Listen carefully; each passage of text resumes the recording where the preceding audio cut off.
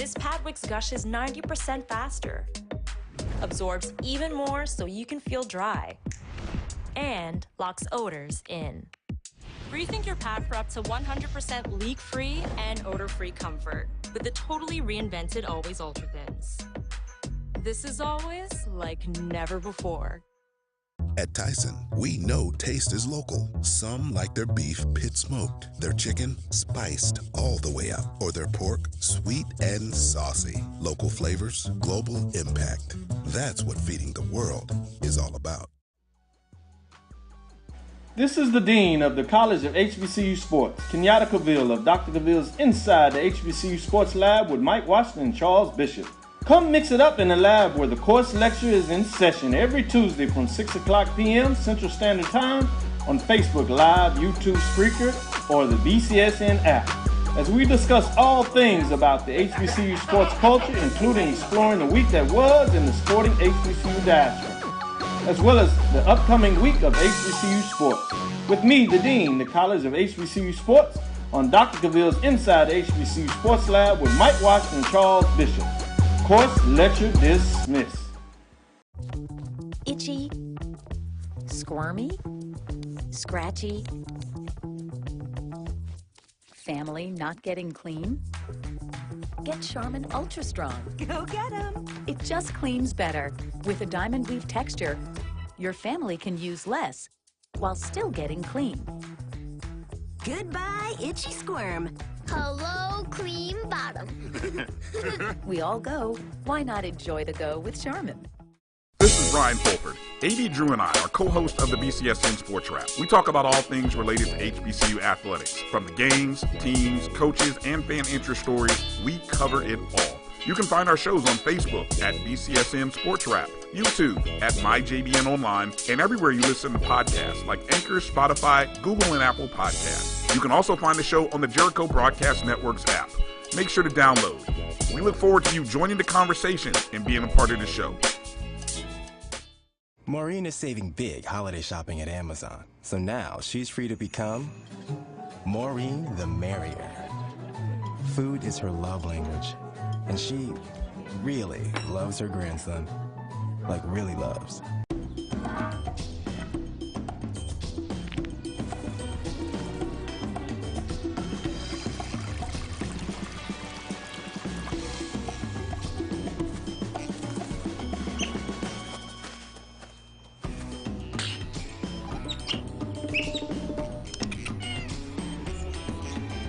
Five-star backyards, Yellowwood brand pressure-treated pine. If it doesn't have this yellow tag, you don't want it. When times get dark, we can't see the help that's all around us. Let 211 be your guiding light for mental health and other resources. Call 211 or visit 211.org.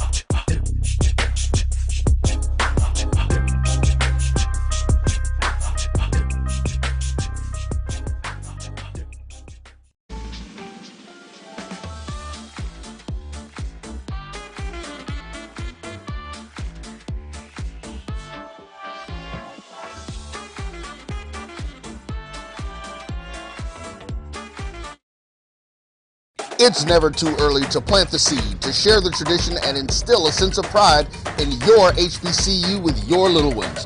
HBCU Pride and Joy Children's Boutique helps you share your school spirit with a wide selection of adorable kids' apparel and accessories officially licensed from your favorite HBCU. Visit hbcupridejoy.com and follow us on all social media at HBCU Pride Joy on Facebook and Twitter.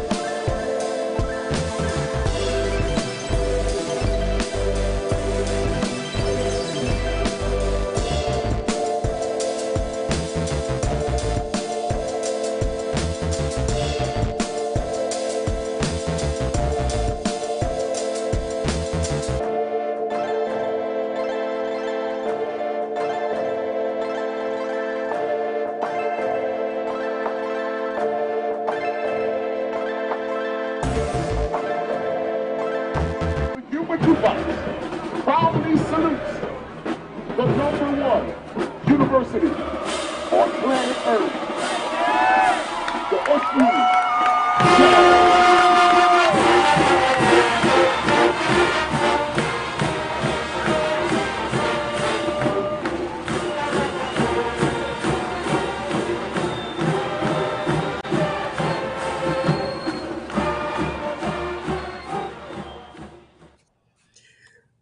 Pleasant good morning to everyone. Welcome to another edition of the Carlos Brown Show right here on the Black College Sports Network. Yours truly, Carlos Brown, joined by Charles Edmond here on the Carlos Brown Show for the first hour. Charles Edmond is via New Orleans, Louisiana. Charles, good morning to you. Good morning from the Big Easy, home of Tulane, the Saints, beignets, and whatever other seafood that you want to indulge in. Well, Charles, you're about an hour away from Baton Rouge, Louisiana. You will be in Baton Rouge very shortly, at least later on this season. So today is a big day. We're going to talk a lot about it. It's a historic day for most here in the capital city. I've heard the Capital City Classic, the LSU, Southern University football game is historic in itself. Charles, I never thought I would see this day a game between two universities in the city of Baton Rouge, LSU and Southern University. So I'm already hearing on the campus, it's going to be 200,000 people. Now, put that in context, Charles. That's bigger than Vicksburg, Mississippi. That's bigger than certain cities in the state of Louisiana. The tailgating is going to be fabulous, phenomenal. It is going to be outstanding. And there's going to be a football game, of course. The bands. We're going to talk about the historical importance with Wilson Alexander. He covers LSU for the Advocate. He'll join us on today's show. Also, Jim Klein Peter will join me in hour number 1. Then in hour number 2, Brandon B.J. Jones of Inside HBCU Football. And then A.D. Drew, Black College Sports Wrap here on the Black College Sports Network. But before we kind of get into our conversation with LSU and Southern University versus LSU, last week, Southern University dominated Florida Memorial University 86-0. And Charles, I'm always an observer. I always observe what's going on. And maybe it's just me, but Florida Memorial, I'm in the press box, I'm looking, and they kind of came out and talked a little chatter. They were pointing, and maybe because, many of the players on the roster from the state of Florida. To me, Florida is just an extravagant state. The people that I've met from Florida, they're kind of like Louisiana people in a way, cocky and confident. But you don't poke the bear, Charles Edmond. You don't poke the bear. And that's what they did. And talking to a player, and I won't name the player, but it wasn't received well. And so thus, they probably were going to take it somewhat easy on Florida Memorial. But the emotions of the game, it'll get the best of you. I'm guilty of that as well at times. But with that being said, 86-0, 42 points put up by Southern in the first quarter, 611 yards of total offense, 64 plays. Now, Coach Dooley talked about getting 100 plays in a game, but 396 yards on the ground, 215 through the air. You saw all of the quarterbacks play except Noah Bowden. It was truly dominant. And that's what you do. When you're better, you know it. You come out, take care of business. And that's what the Jaguars did, Charles. 86-0 over Florida Memorial. Playing down this week, playing up. So I think a good gauge will be in between, somewhere where Southern will fall in this season, and then right now after today's game. So with that being said, everyone played well. They were able to do and accomplish what they set out to do. Yeah, I mean, that was you kind of knew something like that was going to happen. You know, I predicted Southern by 5 touchdowns, and that's what calling the dogs off.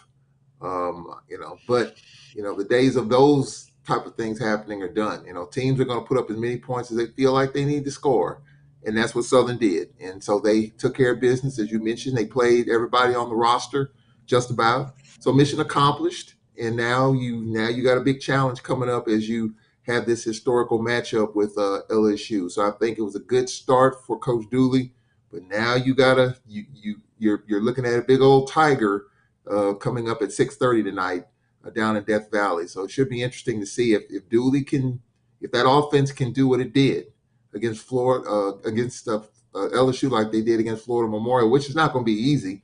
But I think that for Southern, clearly it was a big confidence boost for them getting the Dooley era off to a nice start. And then when you look at this game this evening, 6:30 p.m. on SEC Network, I really look at a couple of things. You want to go out and enjoy yourself. You want to play in the moment, but don't let the moment be so big that you don't play well. Now, this is just my personal opinion, not others. But I believe Southern University has the capability offensively to put up some points. Defensively, they're going to be tested, but that front seven is pretty doggone good for Southern University. And this is a chance, a lot of these players know each other. They played against each other in high school. And although LSU's on the FBS level and Southern's on the FCS level, those players want to get a chance to see, what if, the competitive standpoint. They want to be competitive. So I'm just going to say this, Charles, and hopefully this won't rub people the wrong way. The mindset with this staff and this coach is totally different from the previous staff.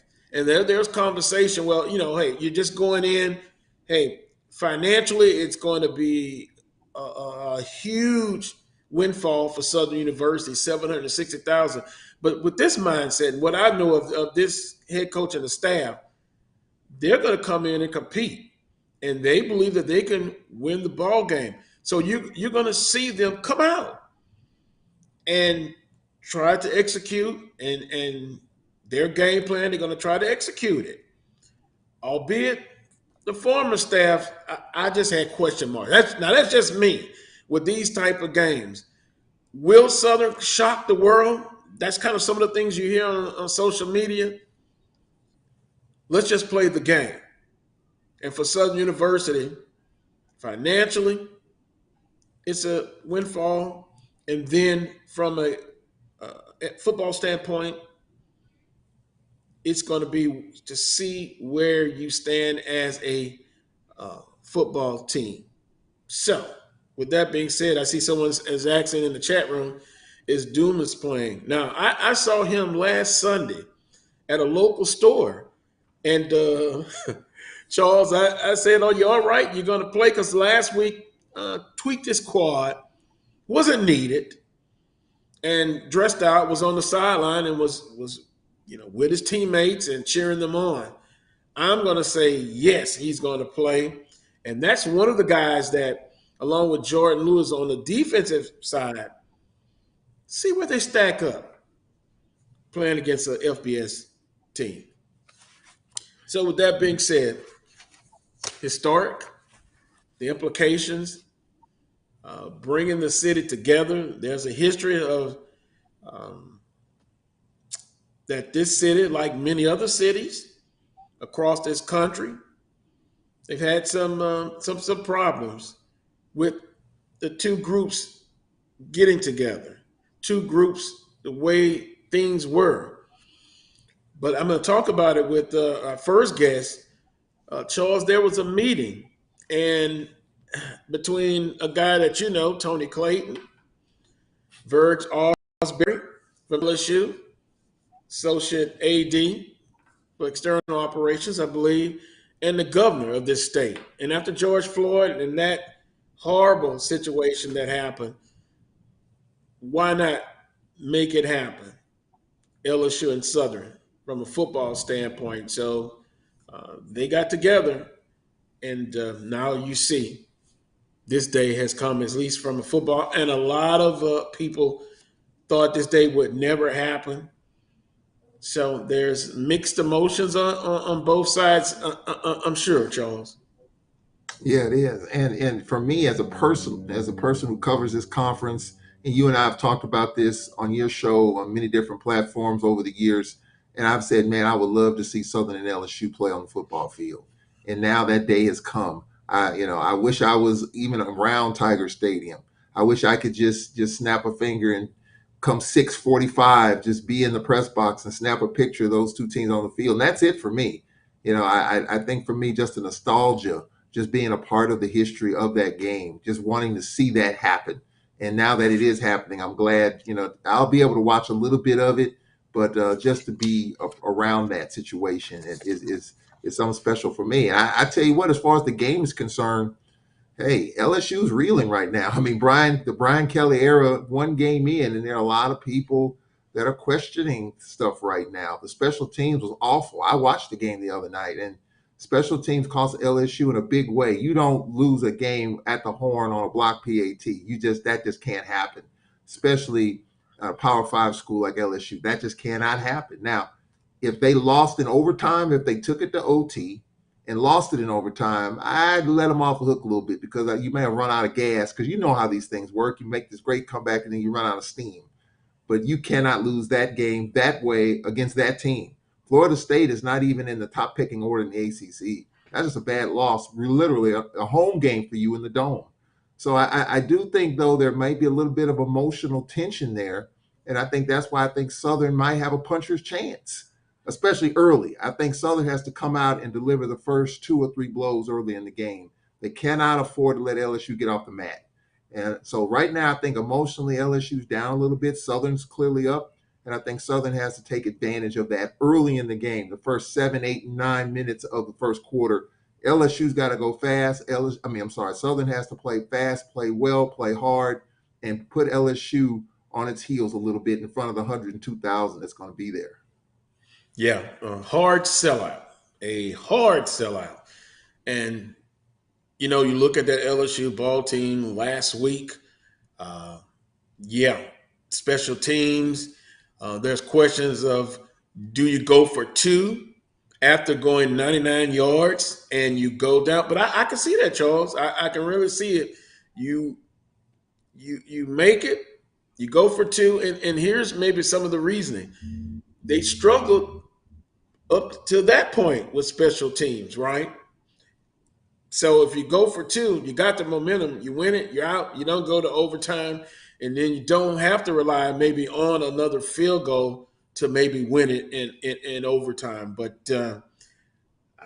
I think LSU is going to be in a nasty mood because of that. And to your point, I think Southern has to get off to a very, very quick start. The tempo, basketball on turf, is what Coach Dooley talks about. And that'll be a chance to get off quickly, and be able to score some points.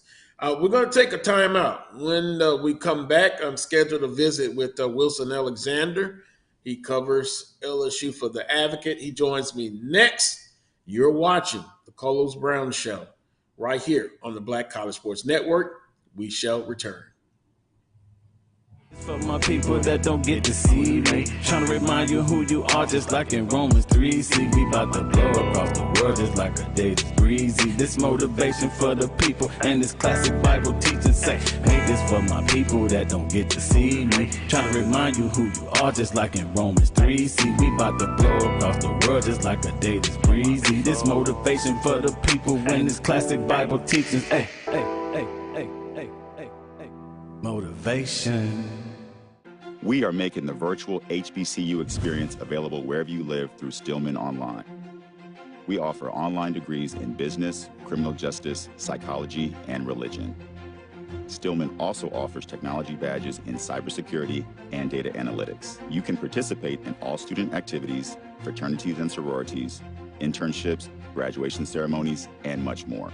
Apply for admission today at stillman.edu. Stillman College, where we prepare you for a different world. Can I get the now bar, please? $1. Have a good one. Got it. Hey, what's going on? Hey. Let me get a now bar. Sure. $1. Appreciate you. You got it.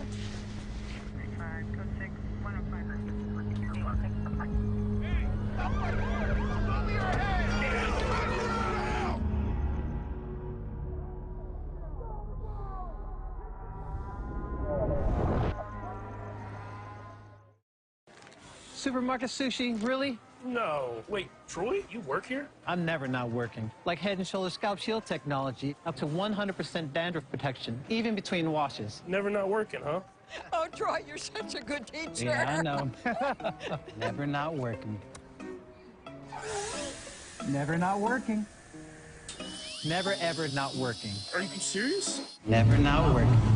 Dandruff protection that's never not working. Head & Shoulders Scalp Shield technology. At Hampton Law, our primary goal is to provide non-traditional yet effective solutions and redefine the approach to client legal concerns. As your trusted legal advisor, we believe in sophisticated, personalized services that eliminate the confusion and complexity sometimes associated with legal matters. Our high standard for client care and concern, coupled with our extensive legal knowledge and skills, make Hampton Law a resource focused on the protection of the client's interest and overall goals. We value our clients and truly enjoy working with them. Visit thamptonlaw.com to conveniently schedule an appointment online. Tamika Hampton Esquire, 1631 Rock Springs Road, Suite 336, Apopka, Florida, 407-494-1471. thamptonlaw.com.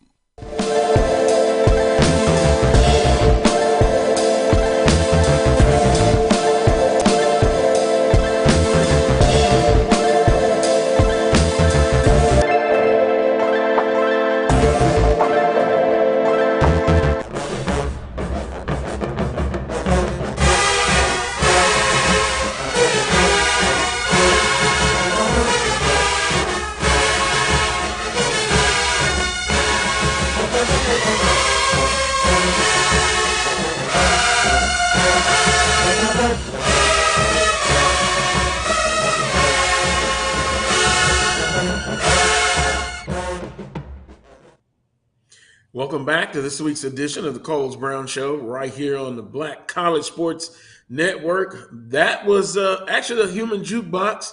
And Charles, I believe that was at Alcorn State, 2000 maybe in 14.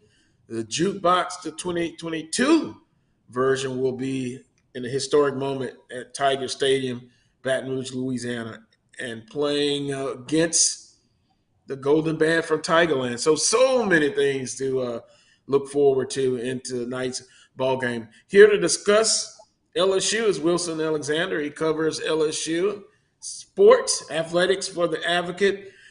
Wilson, good morning to you. A pleasure to have you on. Good morning, Carlos. Thanks for having me. Well, the pleasure is all mine. Let's kind of get right into it. We've talked about it in the first part of the show. Historic on all fronts, LSU and Southern. Many thought this game would not happen. They'll never live to see it. But, Wilson, it's here, 6:30 p.m. on the SEC Network. It's a historic importance. Talk a little bit about it. And, by the way, the article, with the help of Jim Kleinpeter, I got a chance to read it this morning. Outstanding article. But just in your words, talk about the importance of this historic game. Well, thank you for that. It was a pleasure to get to write it. This is an incredibly important game, not only in the history of LSU, in the history of Southern, just in the history of Baton Rouge. This is a city that has been divided across race lines and is not always gotten along on the north and southern parts of town, which is, of course, where Southern and LSU falls geographically. But this is an opportunity. Certainly city leaders have sort of spoken about it this way, and other folks I've talked to, just Baton Rouge residents, feel the same way, for the city to kind of together, to share the common ground and to spend an entire day in the same place. A lot of, I talked to Burge Osbury, he's LSU's executive athletic director. He's the one who really helped put this game together because he had to kind of come from LSU's side, and he's the one who handled scheduling. And he said that, there's a lot of people who he's talked to and he grew up around with, a lot of Black people who have not been to Tiger Stadium, who have not even stepped foot on LSU's campus, and they'll be doing so for the first time tonight. And that's not insignificant by any stretch of the imagination. It's a really important moment. Now, it's interesting because, Wilson, you're not a native of Baton Rouge, correct? Atlanta, Georgia. That's so right. How important, kudos to Atlanta, Georgia.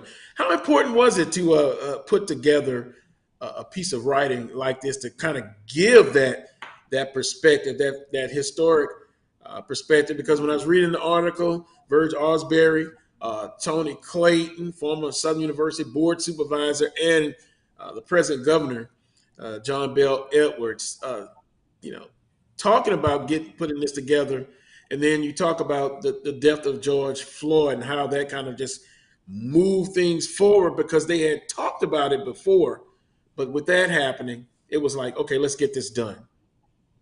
Exactly. This game had been, talked about for a long time amongst all over the place. I mean, people just, sitting around having conversations about it. That had been going on for years, but it had never really gotten to a point of any sort of serious discussion amongst the people who actually schedule these games.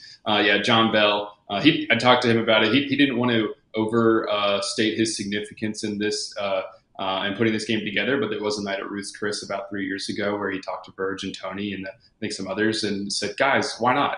And then a few months later, you have the death of George Floyd and you have a national movement for social justice and protests around the country. And in that moment, Burge Osbury, he said he was sitting in his office and he thought, okay, what can I do? What's something that we can do as LSU, as a state flagship school, to maybe help with this and do something that's going to be beneficial for the city of Baton Rouge. And he figured, all right, you know what? Let's schedule this game. Let's get this done. And he thought that, a big piece of it was also he thought Southern and also Grambling, because these were sort of done at the same time, and Grambling will be coming to Tiger Stadium next year. They had their programs in a situation where they could be competitive, where player safety wasn't going to be an issue. That was something that Burge had been concerned about in the past. And so they got this thing done and scheduled it back in 2020, certainly in the wake of the death of George Floyd and everything that was happening nationally.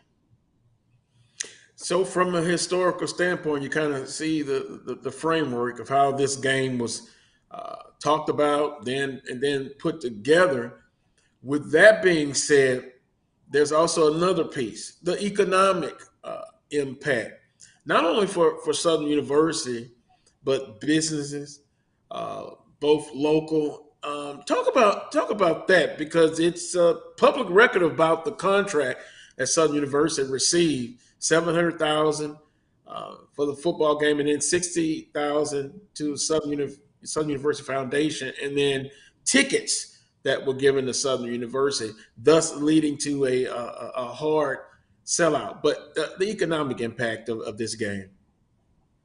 Well, certainly on Southern, playing games like this when you are a smaller athletic department, that is something that helps sustain your athletic budget. That's a lot of the reason that, fans of teams like LSU and other Southeastern Conference and major programs, they view them as cupcake games. But they really, on the other side, help sustain the athletic department's budgets for teams like Southern and for the smaller programs around the country. And that is really important in this game. That, another piece of it, you have to think back to the beginning of kind of LSU's scheduling model like this, which is back in 2001 when Skip Bertman started scheduling these in-state teams more regularly in football. And a big piece of it was, we're going to keep the money in the state, and then these teams aren't going to have to spend a bunch of the guarantee just on travel costs, on feeding people, on putting folks in hotels, on planes or buses, or however it is that you're traveling to a faraway city. Southern, it's a 15-minute ride down from Southern's campus to Tiger Stadiums. And so all of that $700,000 guarantee, you don't lose much of that because you're playing within the same city. A lot of you get to retain most of that money. And that's really helpful when you talk about how this is going to benefit Southern's athletic program financially, really help sustain everything they do over the rest of the year. Yeah, a huge economic impact. And even from a local business standpoint, T-shirts, paraphernalia, restaurants. I've seen all kind of specials they've been running. Some of them are outstanding, to say the least. Charles, if you want, jump in with a question or two. I want you to take part in this interview as well. Yeah, man. I mean, this is special for me because Carlos and I have been doing this thing for a minute, these shows, and I've always talked about Southern and LSU playing on the football field. But just in terms of the game, I mean, the historical nature is one thing, but I'm looking at this game, the game itself. I mean, LSU clearly is reeling a little bit. What's been the vibe been like this week? Considering the way that they lost that game and just trying to pick themselves up off the mat, getting ready for a Southern team that's going to try to put up a lot of points and led by a coach that's used to scoring a lot of points. Yeah, LSU's sort of mindset has been, let's focus on us and let's figure out how we need to get better and try to make the corrections that they need to make coming out of the Florida State game. That's mostly what they've talked about this week. It has been interesting just to see how Brian Kelly responds to a loss. Nationally, he's been in everybody's consciousness for a long time, but we're sort of just all getting to know him here around LSU this week. And he's very much somebody who's process oriented, and one loss, even if it was pretty ugly, isn't going to knock him off of that process. And that's what LSU has been focusing on. Garrett Dellinger, our center, said the process is perfect. Like, we're going to be fine, but we have to stick to that. This was always going to be a season that was maybe going to be rocky for LSU. You didn't know when the losses were going to come, but it was pretty easy to see that there was going to be some. For it to look that way in the first game was a bit of a shock. But LSU's going to, Brian Kelly, he's overhauling an entire culture. And that doesn't happen overnight, especially with a lot of new people in the building who are working together for the first time. And so LSU is, kind of working its way through that. And it's hitting those growing pains right off the bat. But this week they've been mostly focusing on trying to get through those. It's very interesting because when you have a loss like that on national TV, I think most people kind of look at what they didn't do well, their weaknesses. But Wilson, I'm going to take the different angle. From that game, what are some of the strengths that LSU displayed in the loss to Florida State? Gosh, that's not something I've been asked about a lot this week because there was so many weaknesses that were put on display. I guess in terms of strength, you saw Jaden Daniels' running ability right off the bat and how that could help lift this offense. You've got an offensive line that has never – we talk so much about cohesion on an offensive line and how important that is. LSU does not have that. It's something they're trying to build throughout the season. And as they're doing that, Jaden Daniels' ability to run could be pretty important. And it already was in the first game. We saw that's a strength.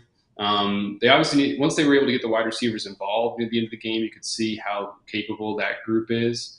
Also, the secondary really showed up well in this game, I would say. I mean, there were some questions about this LSU secondary because there's a lot of transfers in that group, some who haven't played at this level before. There's a McNeese State transfer, Colby Richardson, who started that Florida State game, made a really big jump for himself and was able to hold his own. I mean, they got beat on a flea flicker, but had their eyes too far in the backfield, but that, isn't not excusable, of course, if you're LSU, but it's something that you can, I guess, explain and maybe understand to a degree. They didn't just get beat on any plays necessarily downfield, and so that was a strength. And also, it'll be interesting to see exactly what LSU does on the defensive line in this game because Mason Smith went down with an ACL injury, and he's possibly the best player on this team, certainly on the defense. So LSU might go to more like 3-man front instead of 4-man front moving forward.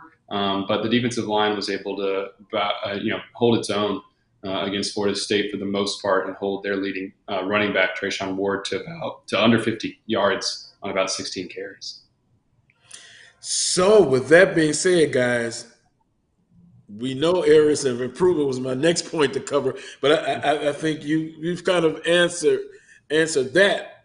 But special teams and probably O-line would be the second area that LSU needs the most improvement, that and special teams? Yeah, it would be those two spots for sure. Special teams, And it looked like most of those special teams mistakes are something that can be corrected, that they shouldn't really linger if handled properly. But that's definitely one. The offensive line is another, and that's something that's going to be a question mark throughout the year. The third thing I would just mention is third down defense. Florida State was 11 for 17 on third down. LSU's got to clean that up by tackling better, communicating better on the back end. Those are the three biggest areas of maybe concern that were to come out of that game. And really the reasons that they lost that game were those three areas. Yeah, and that's areas to improve on. I guess on the Southern side, 86-0 over Florida Memorial, but I'm sure the coaching staff can find areas of improvement. I know one was penalties. They did have 16 penalties for over 100 yards, and that's something you have to clean up. Visiting with Wilson Alexander, he covers LSU athletics for the Advocate. Now, LSU's coaching staff, I know they would have been more concerned about what they need to do. What have they said about, playing against Southern University, and what is their outlook on Southern? They've primarily focused on sort of the historical significance of it when talked about it, because Brian Kelly has just kind of continually come back to, okay, what do we need to do to make ourselves better? But he acknowledged, he pointed out that 86-0 score. I mean, I saw that the next morning and my eyes almost popped out of my head. It's not often, regardless of the level of who you're playing, it's not often you see 86-0 in a college game. That was impressive. So they thought of, they sort of talked about, okay, what do we need to do to make sure we clamp down on that offense? I think Brian Kelly was also impressed with Southern's defensive front. Those are kind of the things they were looking at. But a lot of what they've talked about is focused on themselves. And kind of heading in this game and what they had to do to get better after the Florida State loss. Charles Edmond, question number 2 for you. Yeah, when you talk about Brian Kelly and just the acclamation for him, I was watching him on the sideline the other night, and it was he's kind of a different kind of coach in terms of he just kind of sits back, kind of like our coach Fred McNair. He kind of just sits back and just lets his coordinators do their thing.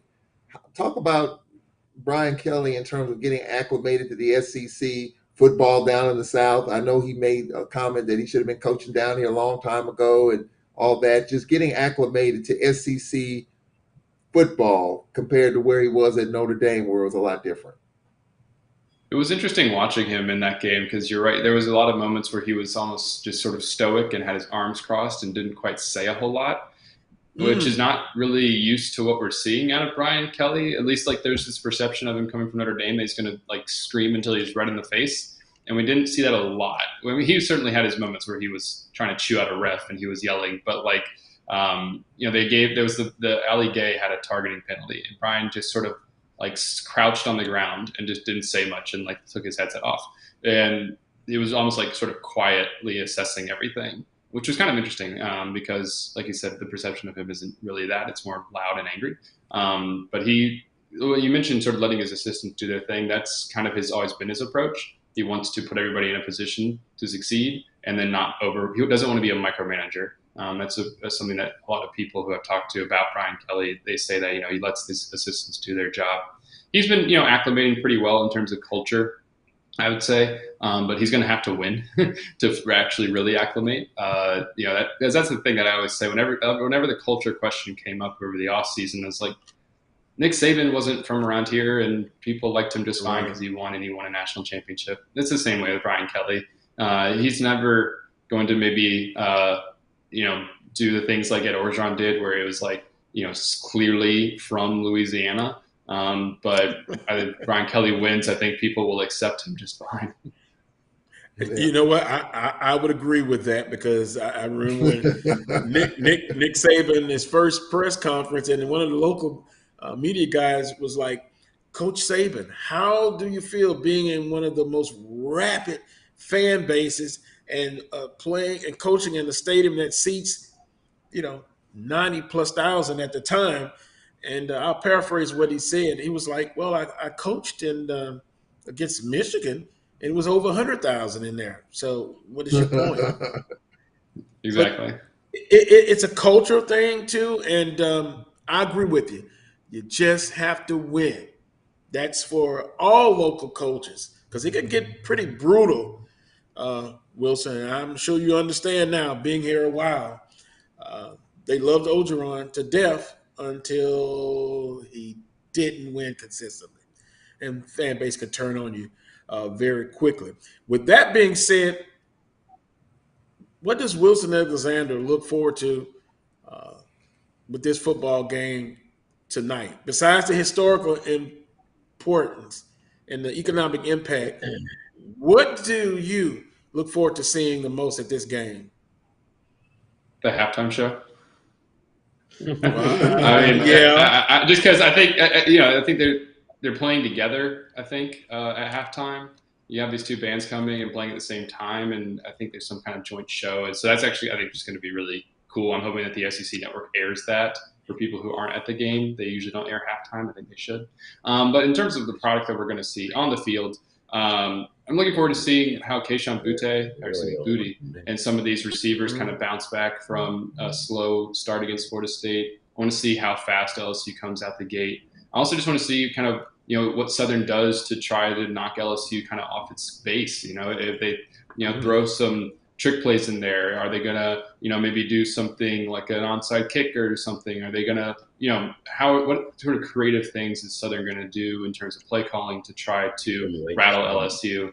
I'm interested to see that as well. And then just kind of the atmosphere, the whole thing. This is a sellout. I know there's tickets still available on StubHub, at least as of last night, but the game has been sold out, and what kind of atmosphere actually ends up happening because it's so heavily anticipated. I hope it matches what everybody expects.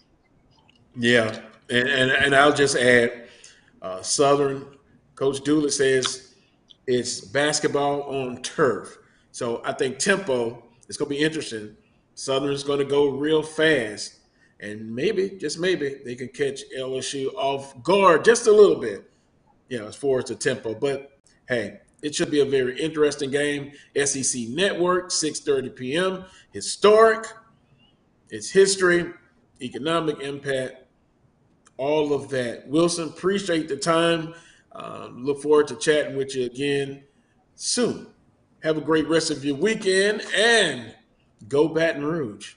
Go Southern, go LSU.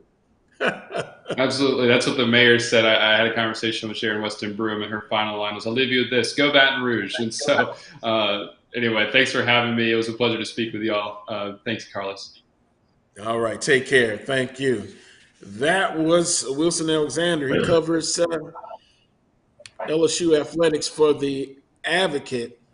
And interesting, the historical perspective, the economic impact, just trying to bring this city together, at least for a weekend. And, he talked about kind of the ethnicity conflict, the racial conflict in this city, but not just this city, all over this country. But at least sports for a weekend could maybe, just maybe, get people to not think about all of the problems we have on that front in this country. We're going to take a time out. When I come back, I'll visit with Jim Kleinpeter.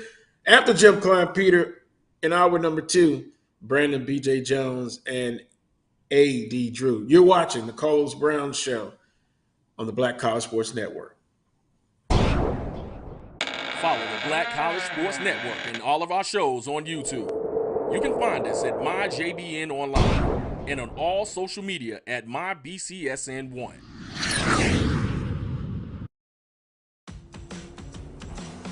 Don't worry, Ma. We'll be there soon. We? Is this the one? Well, let's say I found the one who takes me to another level.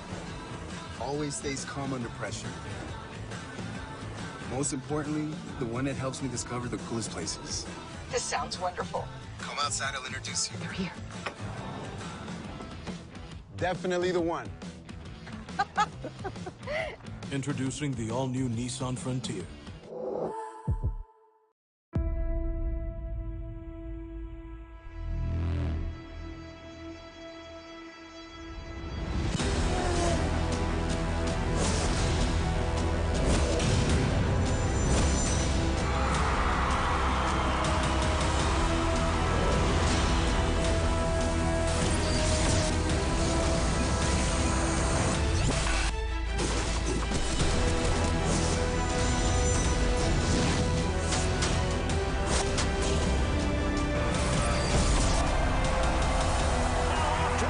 misses, then he gets into the end zone. Jackson hits. Hangs in the end. That's a nice move. Another shot.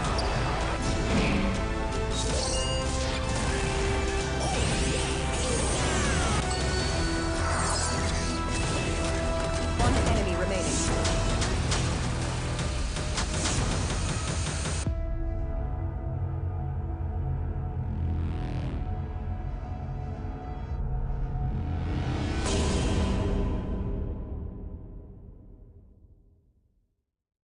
From novice to aficionado, find yourself here. High quality cigars plus personal customer service. Slow Burn is Waco's only mobile cigar lounge, featuring a meticulous, curated collection of premium cigars. Visit our website, www.slowburnwaco.com. That's www.slowburnwaco.com.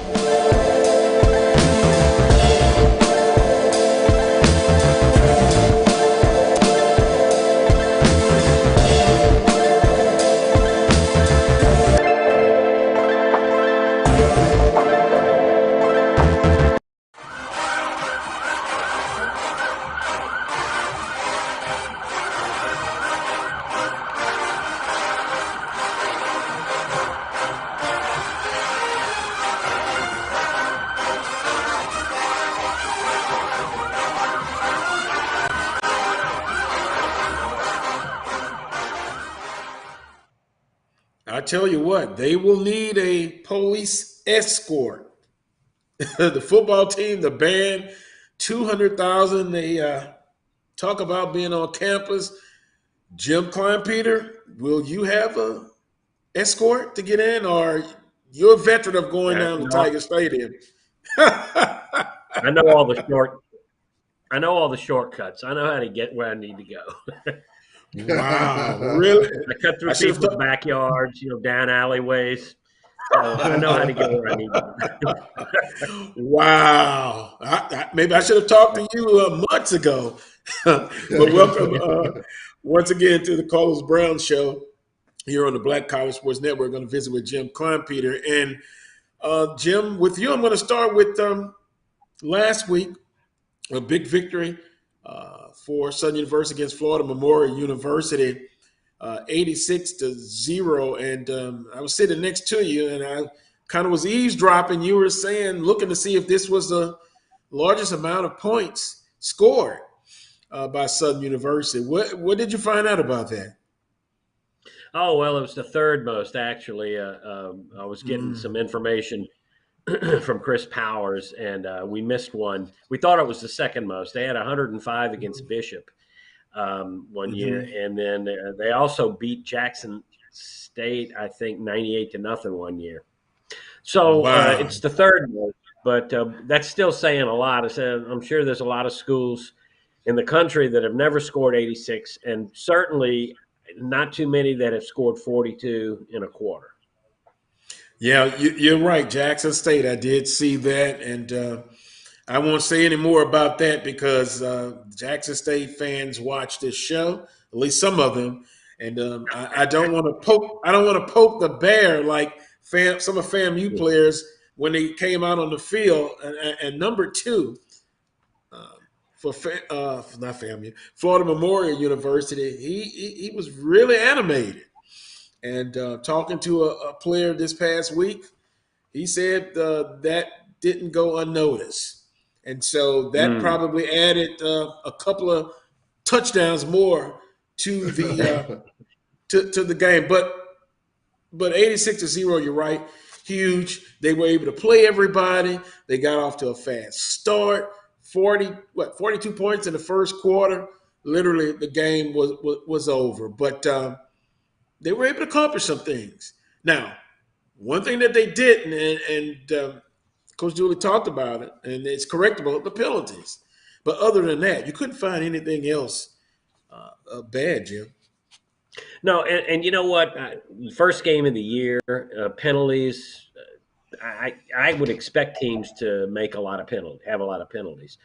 Penalties come when you're tired. Penalties come when you're playing backups. And so, when you're really focused and you're playing your frontline players, I think those numbers will drop, and I would expect to see significant improvement there. So, Yeah. and you catch hell from your coaches in the film study the following week when that happens. Right. Some I can relate to jumping off sides, the defense second unit. Then also I saw a couple of occasions where, how they say in basketball, you don't catch the person that initiated it, but the person or the player that responded. I saw several cases there of sportsmanlike conduct. And so, one being aggressive, playing, backups, but correctable. And what's the old saying? The most improvement from game 1 to game 2. With that being said, Jim, today's game with LSU, from your perspective, and shock. I've got people saying shock the world, this and that. For Southern University, it's just improvement and coming out and see where they stand as a football team. And as Charles would say, they're playing with house money. They have nothing to lose. How do you think this game, as far as from Southern's perspective, and Coach Dooley, and talk about playing this game against LSU? Well, I think you can't ever really know what's going to happen. They have no excuse to not be focused, though, and if they're being distracted by the enormity of the game, I mean that's on the coaches. They've got to keep these guys focused and remind them that it's it's still a football game. It's going to start 0-0, and you play as hard as you can, and whatever happens. Now, I don't see any reason why Southern can't stay close in the first quarter and a half at least, and maybe at halftime. I don't know, but teams usually make adjustments halftime, come out, and if in a lot of blowouts they happen in the third quarter. Southern has a shot to do that. They could also, fall behind pretty quickly because LSU's coming into this game with a chip on its shoulder and something to prove, and not really thinking about the opponent, but thinking about being better. And I think there were a lot of those players who were embarrassed at how poorly they played on national TV last week. So it's almost like you're saying they could be, and Charles, you could jump in, be in a nasty mood from the perspective of LSU losing the ball game and the way that they lost. But with Southern University, I'm going back to basketball on turf, and I wonder how important it is for Southern to play at an even faster tempo, because I don't think they went 100% tempo against Florida Memorial. They were basic. But now, do you see them upping up the energy, upping up the tempo for this ball game? Yeah, the problem is, though, the tempo offense doesn't work unless you're converting third down. And if they get stopped on third down the first couple of times, it's going to be hard on them. Tempo, it works in both directions. You end up with it's like you have the ball for less than a minute if you go 3 and out. So that's a big thing right there. They've got to make some first downs early in the game, and they don't have to score, but they've got to drive the ball a little bit just to establish it and establish some confidence. So they're going to come out and they're going to play their pace, because that's an equalizer for them against a team with a talent advantage and a numbers advantage as far as how many talented players it has. So we'll see what happens, and they may try to throw some stuff. I'm sure they're going to throw some stuff at LSU early in the game that they didn't show last week. Just try to get a foothold in the game and get some rhythm on that offense. And guys, also you look at this game, because if you look ahead, which I don't think they will be looking ahead, but the importance of opening up conference play next week in Arlington against Texas Southern. So with that being said, maybe they come out and throw some haymakers, tempo, try to eat up the clock. But don't forget, it's so important next week against Texas Southern in their conference opener, Charles. Yeah, I was just about to say. I mean, you look at what Florida A&M playing North Carolina, even though they were shorthanded.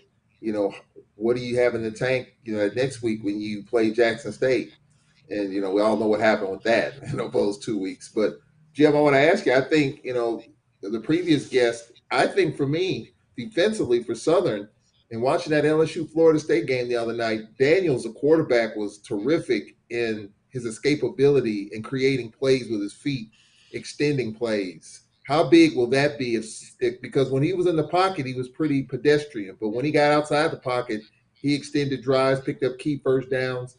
How important will that be for Southern, especially up front with all the talk of this improved defense for Southern?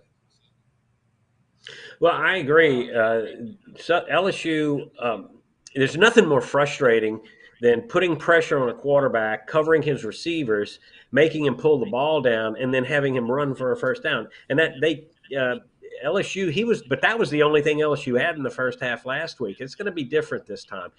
Southern is going to have to, if they're going to send Jordan Lewis, they got to get Daniels in the backfield, and he can't escape because he'll not only pick up the first down, he'll pick up a 10 or 20 more yards plus, and that just kills drives. It changes the field position. All of a sudden the play calling is loosened up, and that's always a killer. And I think that's one of the reasons Eric Dooley likes to have dual threat quarterbacks running his offense. So he wants to do the same thing. He wants to have that option.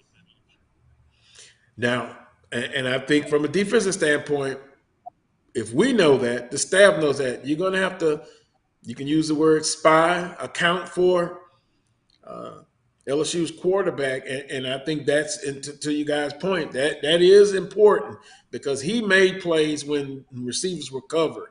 And so you have to account for him. And so I'm sure Southern staff knows that. Now, accomplishing that goal is another thing. You know what you have to do, but you got to be able to do it. Jim, the benefits of playing this game from a non-financial, we talked about with Wilson, the economic impact, but what are the benefits for Southern University playing this football game, in your opinion?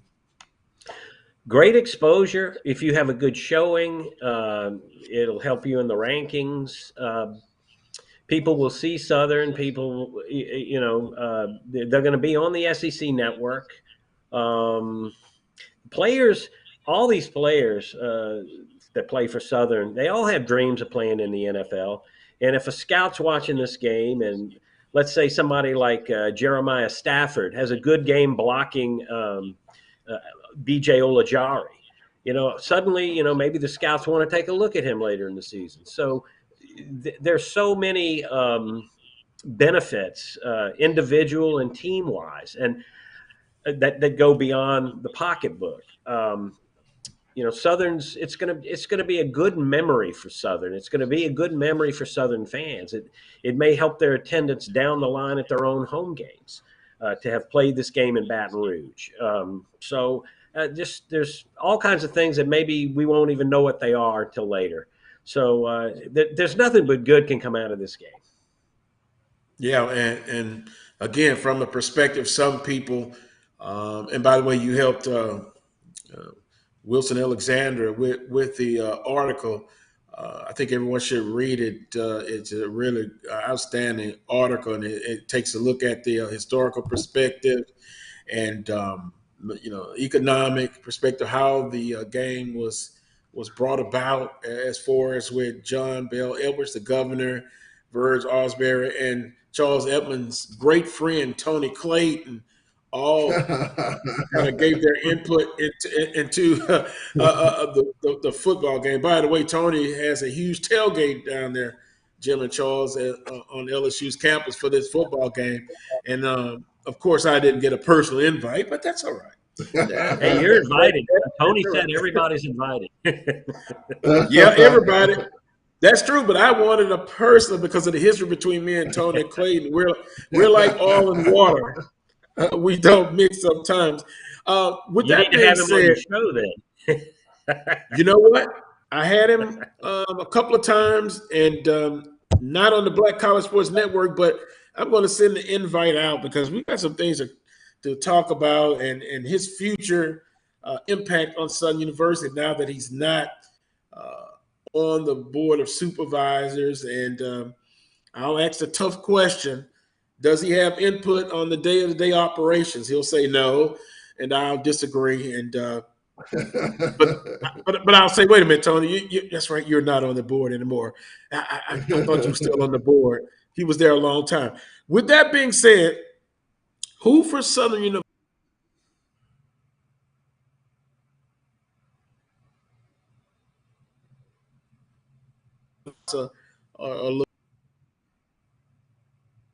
On the defensive side, but Jim, who do you think has the best game tonight for Southern University? Whew, okay. Well, I might say Jordan Lewis. I mean, and even if he doesn't get a sack, if he's pressuring the quarterback, he's becoming an issue for LSU, and maybe they have to double team him at some point. I think he's the one person on Southern's roster who definitely could play for LSU. Now, there's probably a couple others that could play or be a backup, but definitely Jordan is a guy that has the skills. So they may try to, they got him at linebacker, and I think they may move him around, just try to confuse LSU's pass protection. And I really think he's got the best chance of having a nice game. Now, Jason Dumas might, it's easy to, underrate him. He's so small, but he's so quick, and I can see him wiggling through some of those bigger offensive linemen to cause havoc in the backfield. Yeah, and by the way, he didn't play last year, and man, my cell phone was blowing up. What happened? What's going on? Tweaking his quad. You didn't need him. Didn't need him, Jim. But go ahead. Every time I ask Eric Dooley, I get this vague answer that, we just felt like we wanted to hold him out. He could have played. So I don't know if that means that he was nursing some kind of injury that they didn't want to aggravate, or something minor, or he had some off-field issue that he just didn't want to talk about. So his answers were you couldn't. I tried to pin him down a couple of times on that, and obviously he didn't want to elaborate. So, I mean, he's going to play this week, so whatever. We'll see, but we may never know. Yeah, and it's interesting because defensively they moved some people around. Taj Brown inside. They moved someone to the outside. Cam Peterson.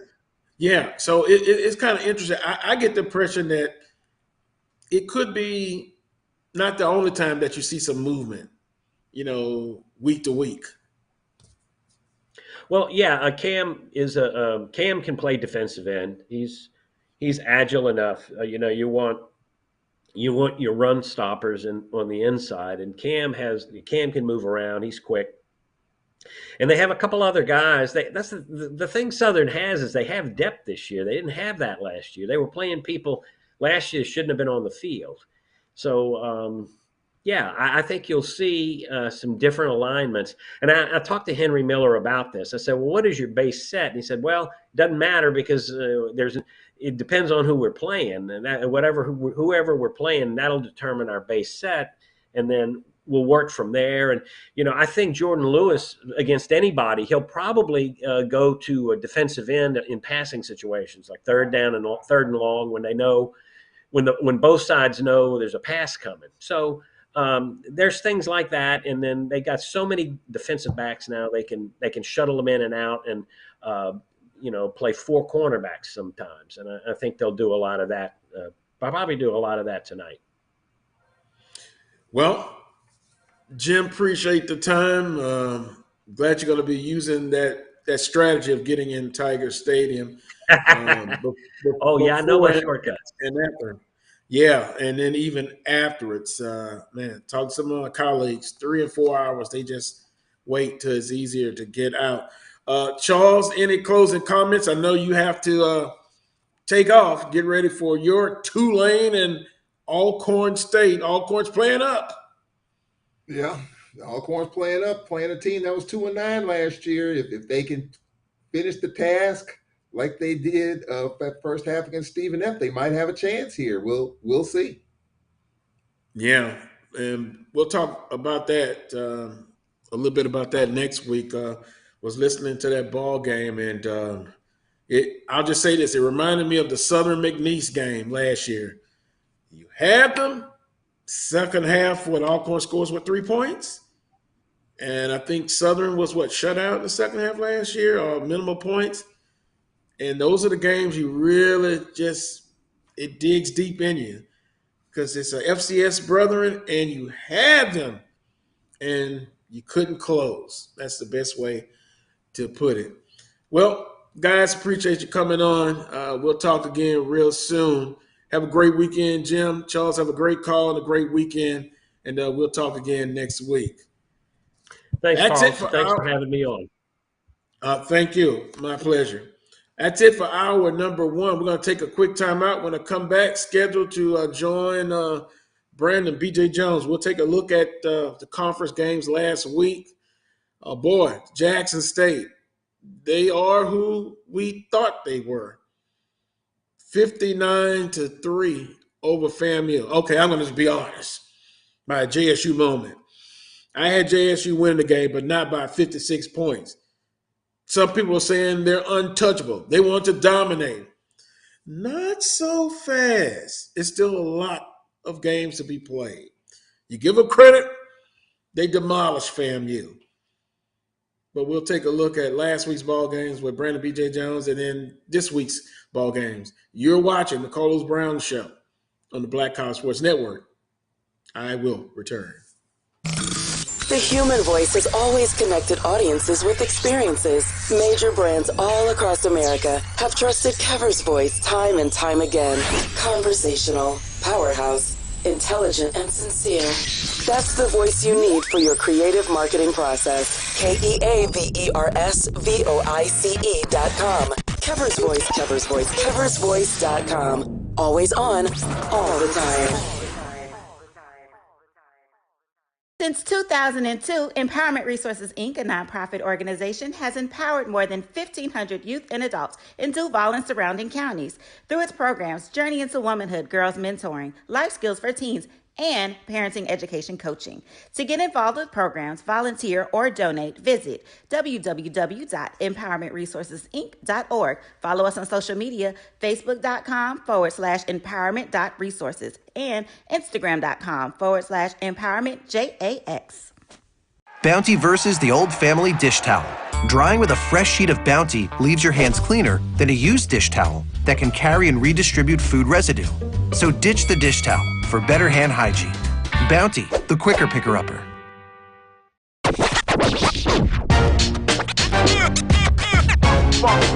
It's like a loot machine. All around town, people trying to get down. If you think all pads are exactly the same, think again. This is Always Ultra Thins reinvented with the Always Triple Protection System. This pad wicks gushes 90% faster, absorbs even more so you can feel dry, and locks odors in. Rethink your pad for up to 100% leak-free and odor-free comfort with the totally reinvented Always Ultra Thins. This is always like never before. At Tyson, we know taste is local. Some like their beef pit smoked, their chicken spiced all the way up, or their pork sweet and saucy. Local flavors, global impact. That's what feeding the world is all about.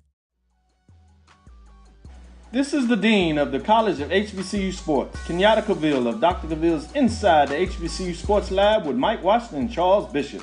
Come mix it up in the lab where the course lecture is in session every Tuesday from 6 o'clock p.m. Central Standard Time on Facebook Live, YouTube Spreaker, or the BCSN app, as we discuss all things about the HBCU sports culture, including exploring the week that was in the sporting HBCU diaspora. as well as the upcoming week of HBCU sports. With me, the Dean, the College of HBCU Sports, on Dr. Cavill's Inside the HBCU Sports Lab with Mike Washington and Charles Bishop. Course lecture dismissed. Itchy, squirmy, scratchy, family not getting clean? Get Charmin Ultra Strong. Go get 'em. It just cleans better. With a diamond weave texture, your family can use less while still getting clean. Goodbye, itchy squirm. Hello, cream bottom. We all go. Why not enjoy the go with Charmin?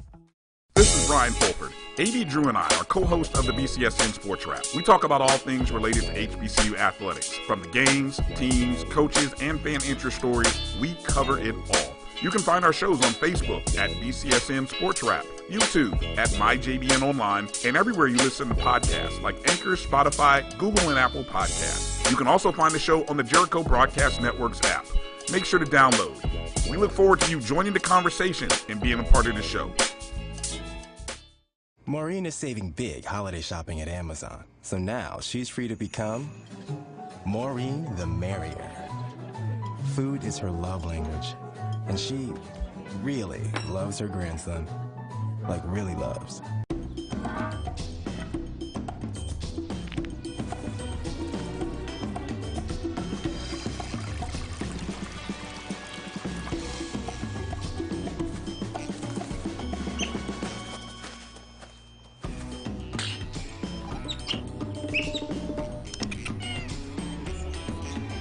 Five-star backyards, Yellowwood brand pressure-treated pine. If it doesn't have this yellow tag, you don't want it. When times get dark, we can't see the help that's all around us. Let 211 be your guiding light for mental health and other resources. Call 211 or visit 211.org.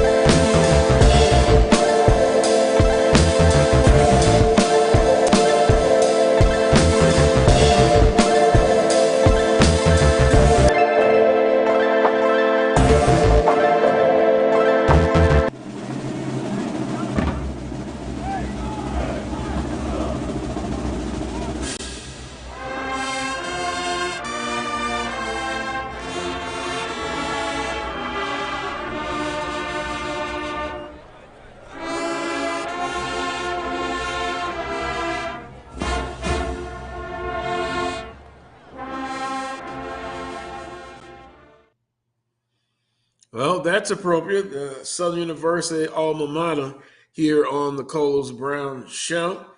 Hour number 2 with you. Joined now by Brandon BJ Jones of Inside HBCU Football. BJ, good afternoon. How are you going? Good afternoon, man. Good afternoon. Oh, man. Well, afternoon runs into morning sometime when you have a 3-month-old. You know what? I can understand that. I don't have any kids, but boy, they're precious though. And hey, you got to do whatever you can to, one, help her out and help the mother out. You know what I mean? Absolutely. So now that's from a guy who doesn't have any kids, okay? But I have nephews and nieces, and I understand. Trust me. Pleasure to have you back on the Carlos Brown Show. And I guess we'll start with last week's ball game. I want to pencil in, of course, on Southern against Florida Memorial. But your thoughts on that Jackson State FAMU ball game? In my opinion, BJ, I picked Jackson State to win, but I was just blown away by the amount of the victory. They quite simply demolished Florida A&M. Your thoughts on that ball game, and then we'll kind of go over the rest of the games from last week. Taking nothing away from Jackson State, they played an outstanding ball game. Remember a week before when FAMU got that start against North Carolina, I was saying, hey, hold your horses, hold your horses. I'm very, very process oriented. I don't look at the end result. I look at the process in which you took to get there. And the coach in me looked at North Carolina's, what they did defensively.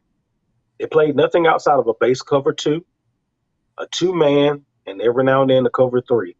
There were no blitzes. There was nothing exotic. You're not going to get that in a typical football game. Usually that's not going to happen. So I kind of told everybody kind of pump the brakes.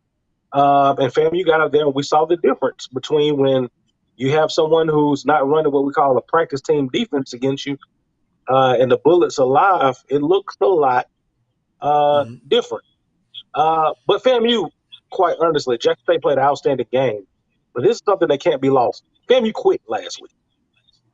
And around about the middle of the second quarter, they quit. And that was offensively, defensively. There was a football team that was uninterested in playing the rest of that game about midway through the second quarter. Wow. And BJ, that's shameful. That's shameful. You never quit. And I remember last week we were making the picks. I just said I think Jackson State will be able to dial up Coach Thurman something. And I don't think, you tell me, I don't think Jackson State basically played their base defense. I think they mixed it in. Am I off base, or did Jackson State just play their base defense against FAMU? They played some different things. You saw a little 3-3-5 last week. You saw them, run the 43. You saw a bunch of different looks that they threw out there at FAMU, and it was tough for FAMU to pick up on it. What I'm confused about, FAMU was running the ball effectively, and they just stopped. And that's the second time in a row that they've done that in this game. Before the game got out of hand, FAMU and Jennings, those backs, they were having their way on the ground, and they just stopped running the ball. I don't understand the coach's game plan. I mean, you have a game plan. It doesn't work out, then what kind of adjustments you make? And particularly defensively, just my opinion, Shedeur, I mean, I know the offensive line did a better job. People talked about offensive line that they had to get better. But FAMU wasn't aggressive at all to me. And I think you got to bring some type of pressure, but was it Jackson State's offensive line that much improved, or it was a combination of both? FAMU just not coming after Shedeur and force him to beat you moving instead of just stationary in the pocket. Well, one of the things, man, Jackson State's offensive line has improved. Are they great? No, but they are better than a year ago. FAMU was winning individual battles up front in the pass game. The part about it is when you rush the passer, you have to be disciplined in rushing the passer. The FAMU was not that last week. The defensive ends, you cannot allow, your job as defensive end when you are rushing the passer is make sure that if he does scramble, he has to step up into the pocket. There was no outside containment, so what Shedeur did was just simply just stepped outside because there was no one there. There was no discipline to their pass rush at all. It was just mayhem. And so, BJ, you saw FAMU being aggressive, or could they have been more aggressive? Because, and I understand what you're saying, but, man, they didn't make any adjustments defensively. His shirt, Shedeur, was as clean as it was in pregame. Yeah, made none. They didn't run their first blitz until late in the second quarter. You saw a few stunts and a few twists, but they didn't do anything complex. So I guess going in, they thought they could just, get pressure without doing anything exotic. Is that was their mindset? You think? It probably was because you were able to do that with with that offensive line that they had last year. Now this offensive line, like I said, is improved. They're not great. Um, they're okay.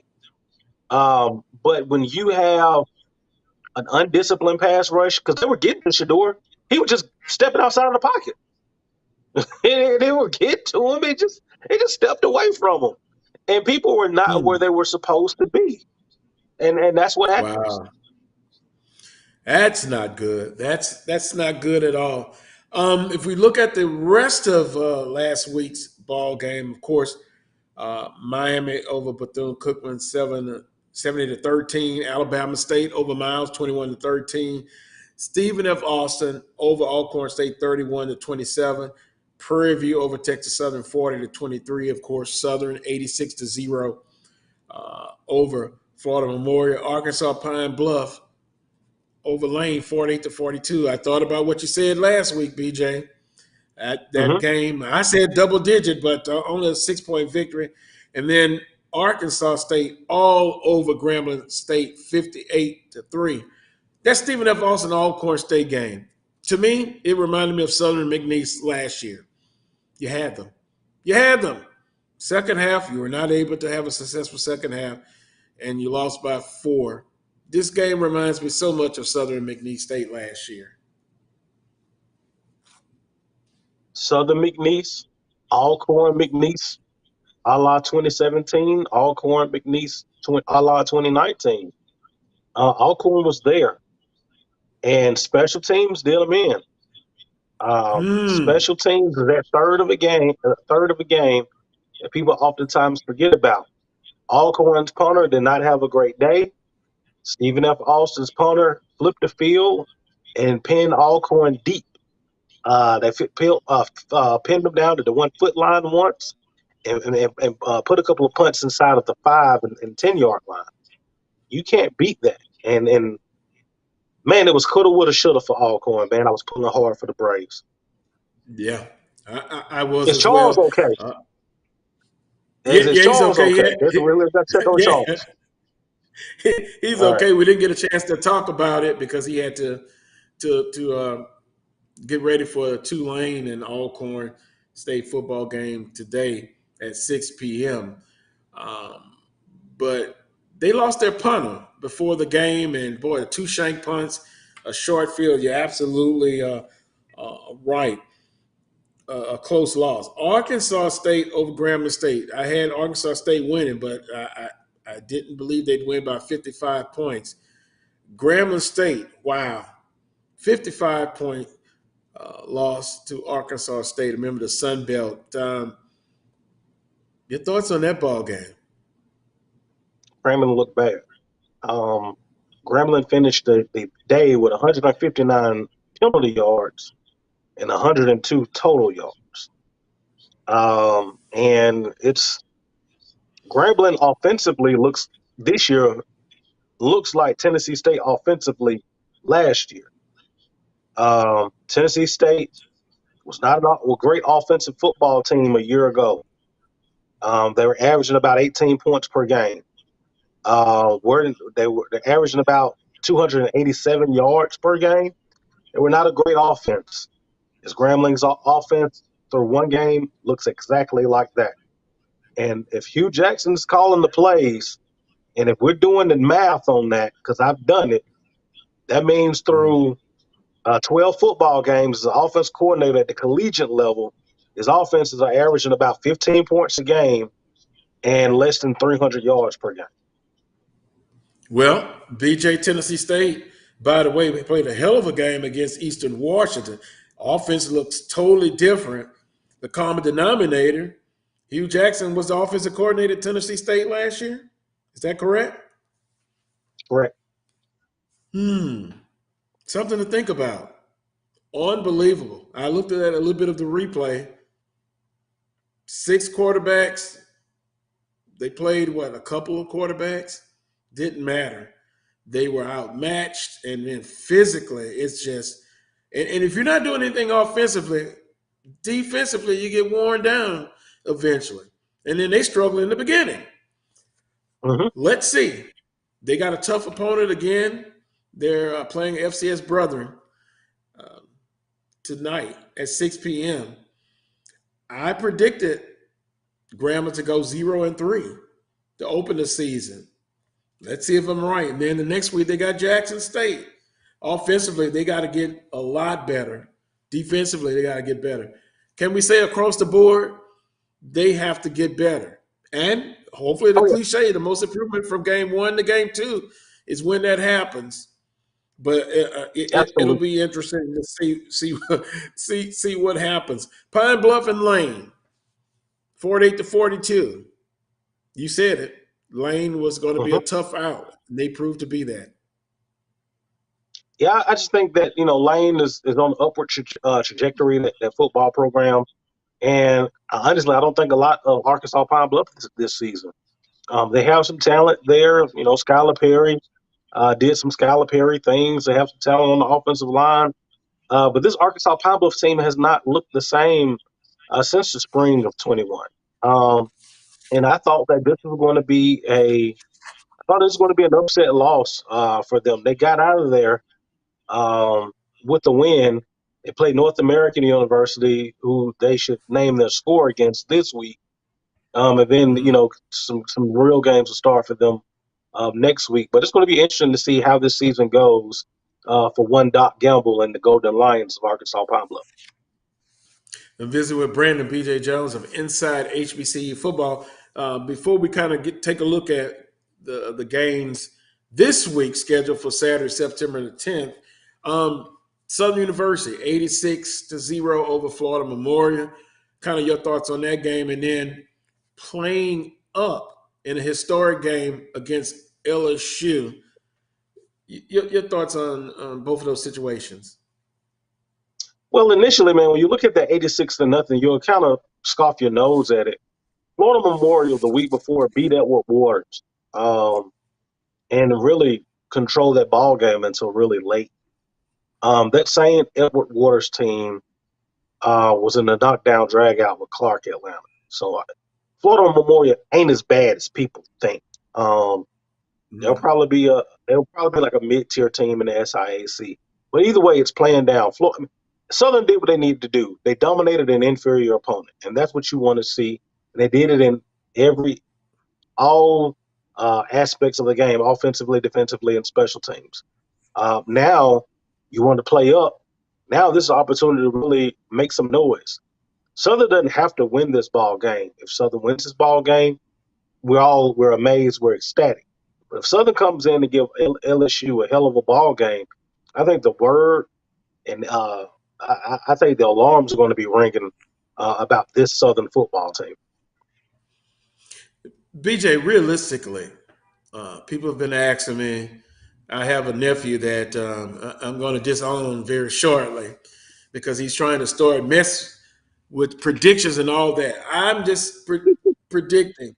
Can Southern University go in? I think they're going to score points.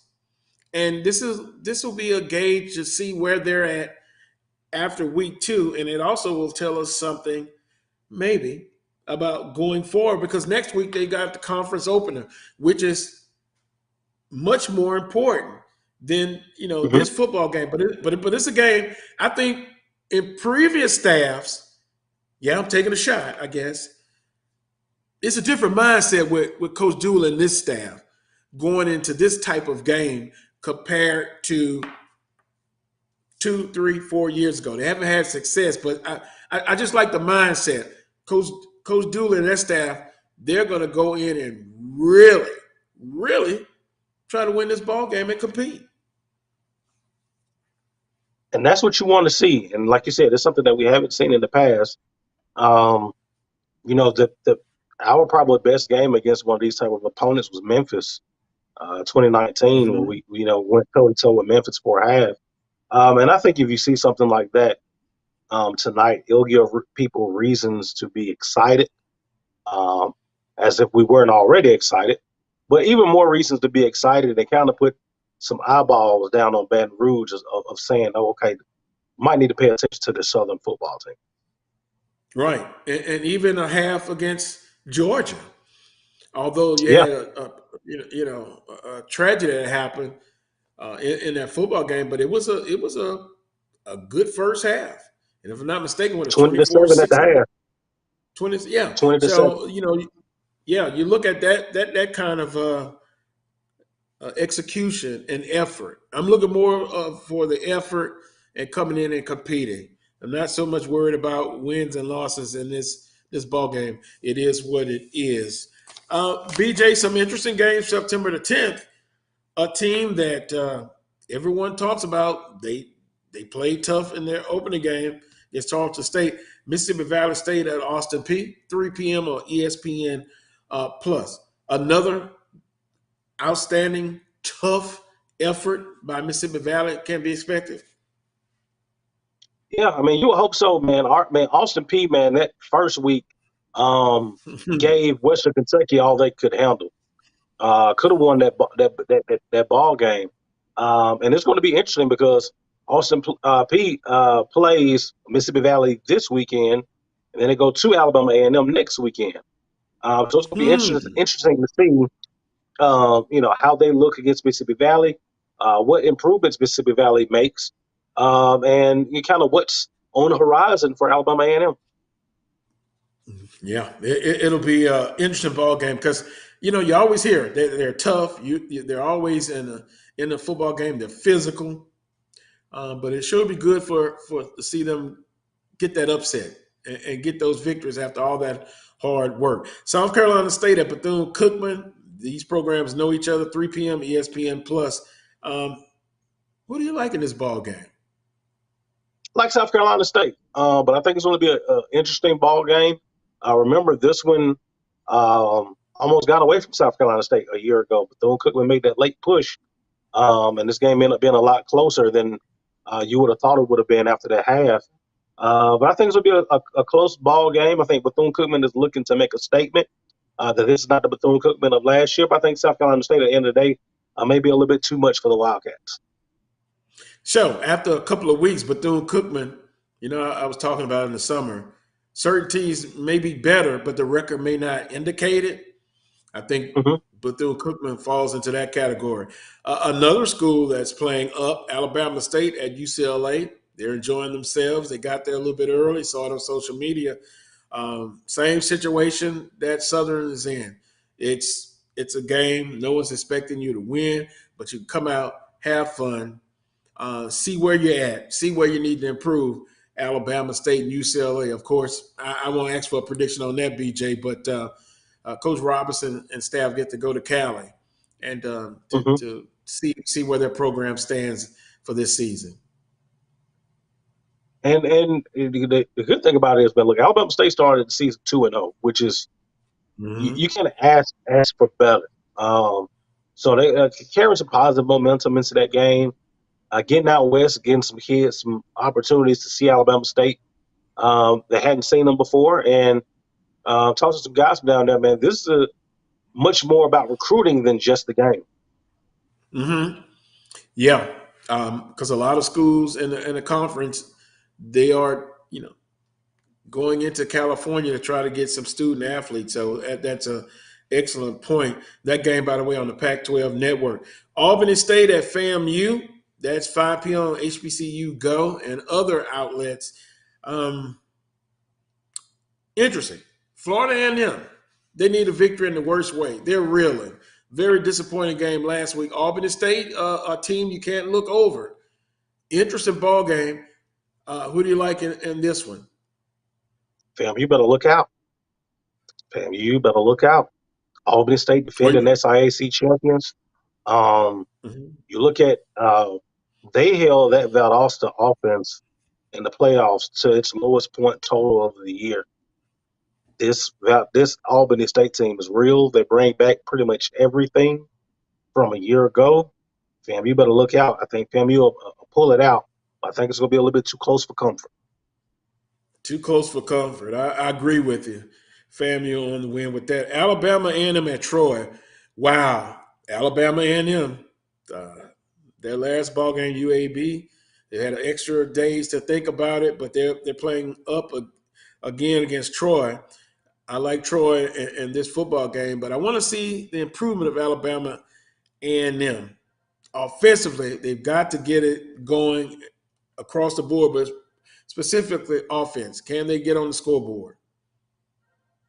Yeah, I think this is going to be another long night for Alabama A&M. I think it's going to be Troy, name your score type of deal. If you're Alabama A&M, man, you gotta do some positive things tonight to get ready for next week. Because if not, you're staring 0-3 square in the face. Because next week you got Austin Peay, and that's going to be a game that you're going to have to play one of your better games. Probably one of the front runners over in the OVC. Wow. The record against out-of-conference competition, you want to see improvement. And, BJ, I think I can speak for you, maybe not. But these type of games, and particularly when they play Austin Peay and what Valley's playing, got to compete in these games and got to start getting some victory. So there are a couple more occasions for that to happen. Alcorn State at Tulane, ESPN Plus. 6 p.m. And by the way, the Troy game is on ESPN3.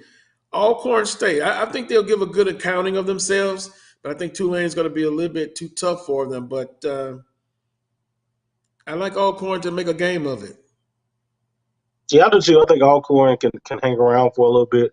And ultimately, Tulane is going to be a little bit too much. But if you're Alcorn, you want to go down to get a good showing, much like Southern and Alabama State and others that are playing these FBS games. Want to go get in it and get a good showing. A good showing and leaving healthy is a win in my book. You're very right on that. Up next, Jackson State and Tennessee State, 6 p.m. Intriguing game. I mean, Jackson State is feeling good. They destroyed FAMU in the Orange Blossom Classic. But I saw a Tennessee State team, BJ, that went to Eastern Washington and very well could have won that ball game. If you get past the red turf, Tennessee State is a much, much improved team, and we'll get your top 5 rankings. But I think Tennessee State's in the top 5 as far as rankings, although they lost. Who do you like in this ball game? I like Jackson State. I think they'll get it done. I think Tennessee State's going to make a better ball game of it than they did a year ago. Tennessee State will have some opportunities. The biggest thing with Tennessee State, man, she got to be better against the pass. They limited Eastern Washington in the run, but from the pass game, man, they got lit up. And that's what worries me about them going into this game with Jackson State. Well, let's see if they're going to do something defensively to come after Shedeur, because if you let him sit back there, he's hot right now. And Tennessee State was able to run the football. And I think that's going to be a key to keep Jackson State's offense off the field. North American at Pine Bluff I skipped one. Grambling State and Northwestern State. Can you say a crucial game? Can you say a must-win for Grambling State? That game's on ESPN Plus, playing this game in the Independence Stadium in Shreveport, Louisiana, BJ. I think if you're Grambling, you got to have this one. You can't have any negative momentum going into Jackson State next week. You look at the schedule for Grambling. It's not out of the realm of possibility. If this one goes bad, next week goes bad, then you're looking 0-5 in the face. That ain't how you wanted to start this season. So if you're Grambling, man, you got to get some of this positive momentum going your way. And let me just say this. Offensively, I want to see big improvement. Now, I'm going to find out who's calling the plays, if it's Hugh Jackson or the offensive coordinator, but a lot of pressure on them. They've got to get better across the board, but specifically offensively, and we'll be looking for that. North American at Arkansas, Pine Bluff. Pine Bluff names the score, right? Right. They should. All right. They should. All right, we'll move on. We got a few more. Southern at LSU, SEC Network. Of course, you kind of talked about that one. LSU's favorite, Southern University. Just want to see them compete, play hard, and get ready for next week in the conference opener. compete, cover the number, get out healthy. You do that, that's a win. And what's the point spread? 50 points? The I think last they time beat I saw it was 45 and a half. I think they covered that. I think they beat it. That's just me. Yeah. If you cover that, look, if you get within 28, I'm happy. Yeah. I said 21-28. I'll take that.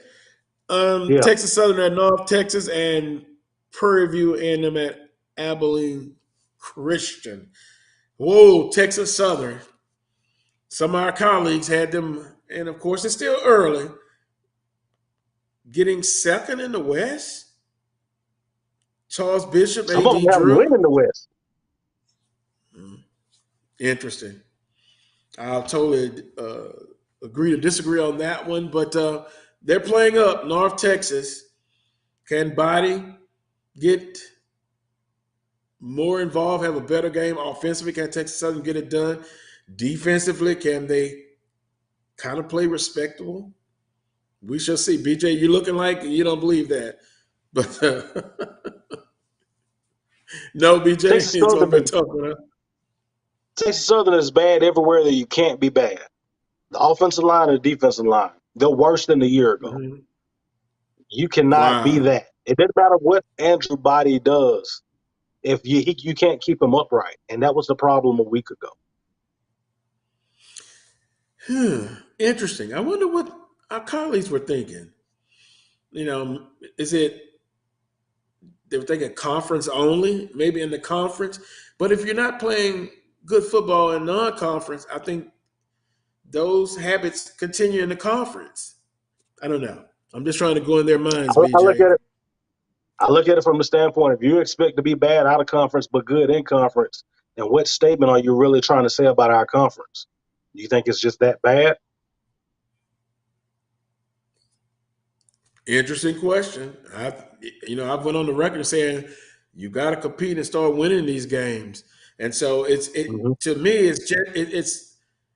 And I remember under Coach Richardson, Southern expected to beat the Northwestern States in the Nickel State, and they really competed very well in the beginning against Northwestern State. So you got to win beyond your conference. It's a whole football season,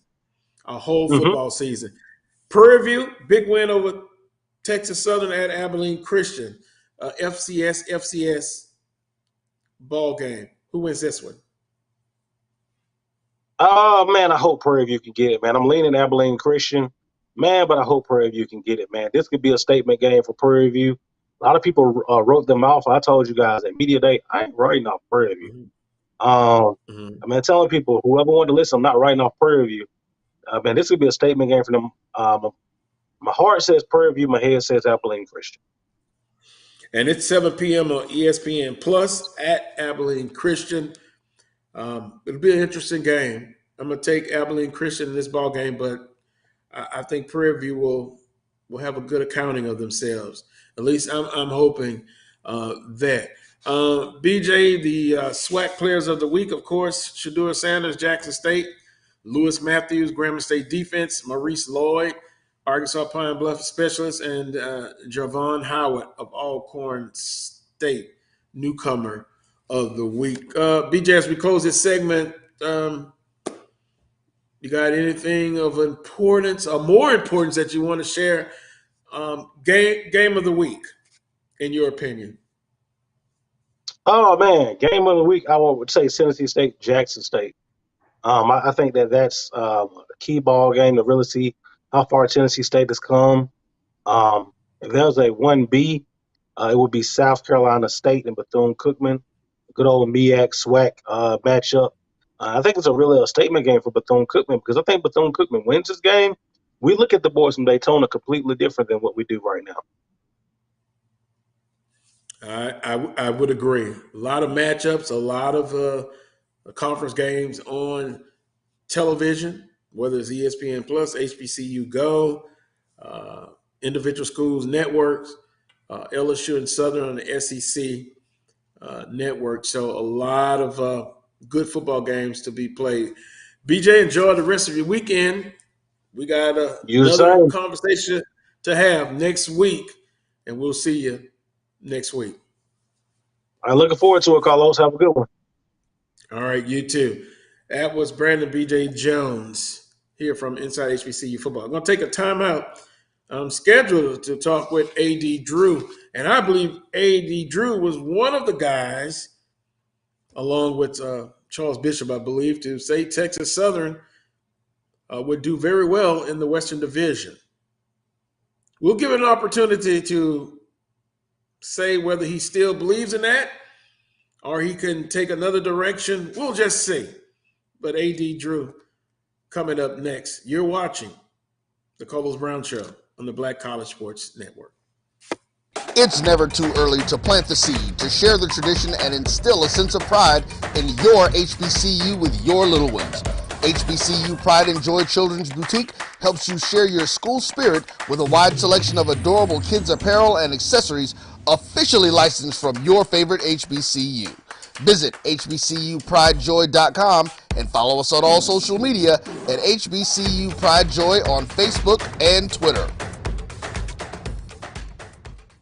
For my people that don't get to see me, trying to remind you who you are, just like in Romans 3. See, we about to blow across the world just like a day that's breezy. This motivation for the people and this classic Bible teaching say, make this for my people that don't get to see me, trying to remind you who you are, just like in Romans 3. See, we about to blow across the world just like a day that's breezy. This motivation for the people and this classic Bible teaching, hey,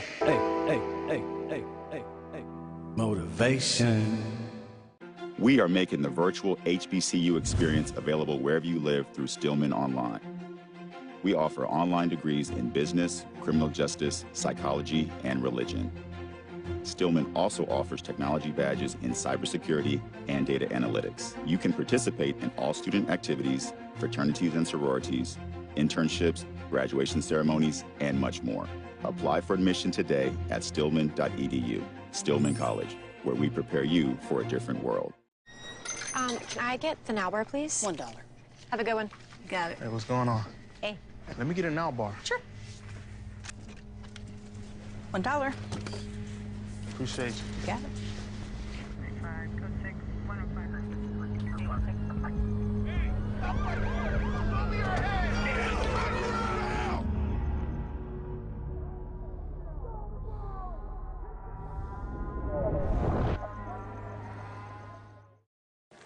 Supermarket sushi, really? No. Wait, Troy, you work here? I'm never not working. Like Head & Shoulders Scalp Shield technology, up to 100% dandruff protection, even between washes. Never not working, huh?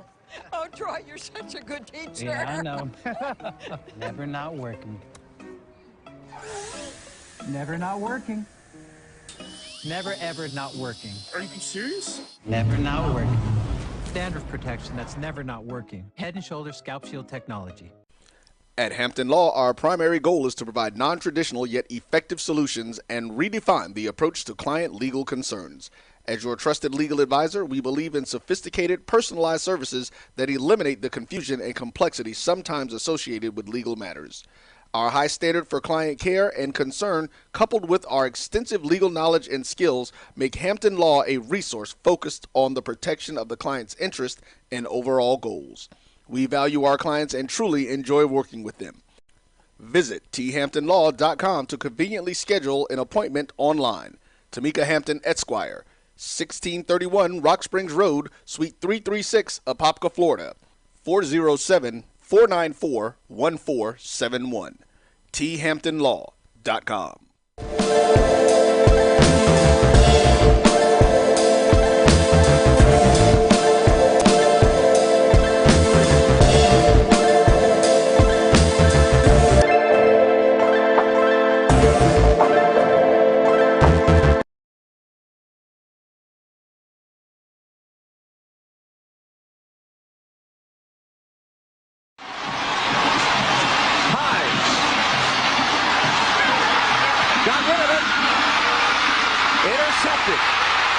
This is Ed Reese Brown.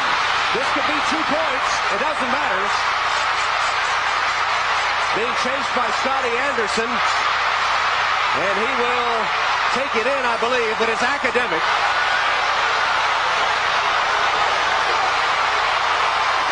What a finish. Hines appeared to be sacked. unloaded the football,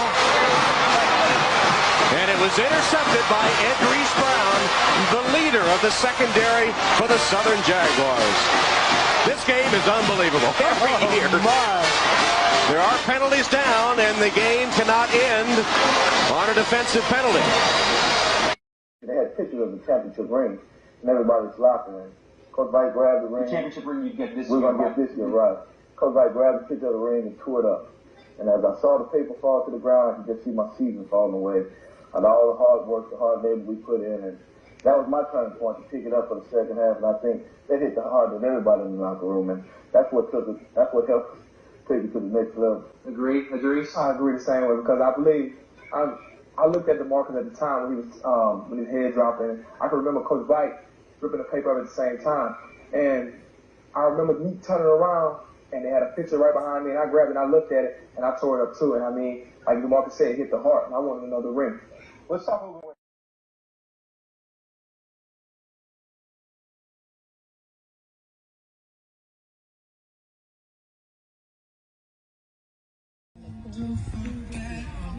Love you, Drees.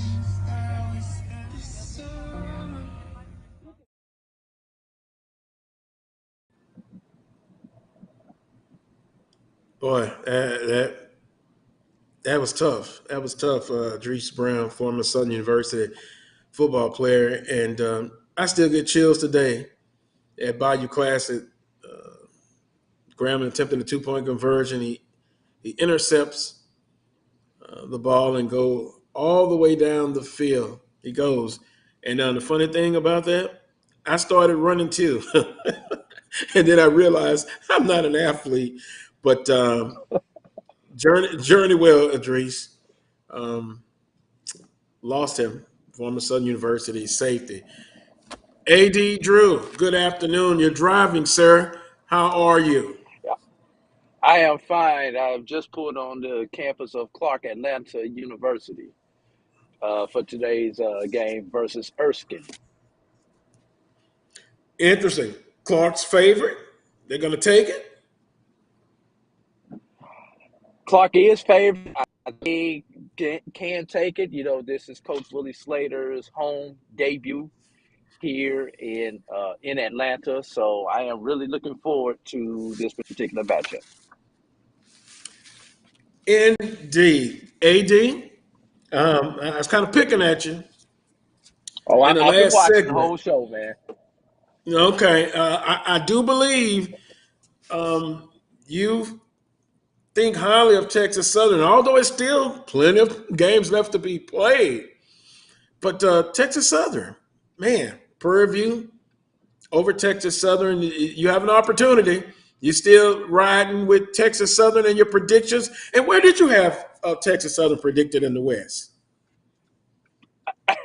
We're not going to say that we had them number 2. Number 2. Oh, my. Hey, but that's all right.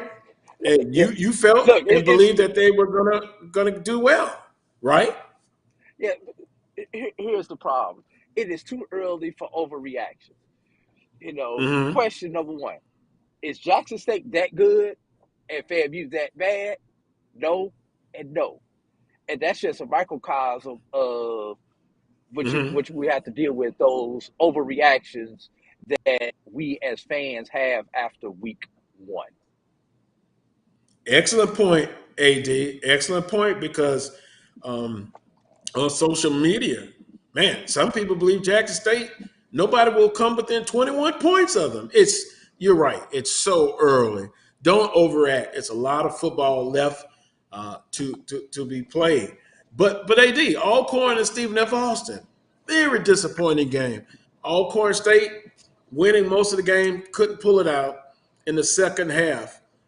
Does that mean Alcorn State is not going to be a good team? I think the weather was probably one of the main factors in the Alcorn State game. The delayed start, the starts, the stops. You know, it's 2:00 in the morning when that game finished my time, so that's 1:00 Central Time, and that's tough for any athlete to keep their body warm and maintain that adrenaline that's necessary for that long, which henceforth why Alcorn jumped out to the early lead, but was not able to stay warm and sustain. Now, AD, I'm going to push back a little bit. It that that late start affected both teams, right?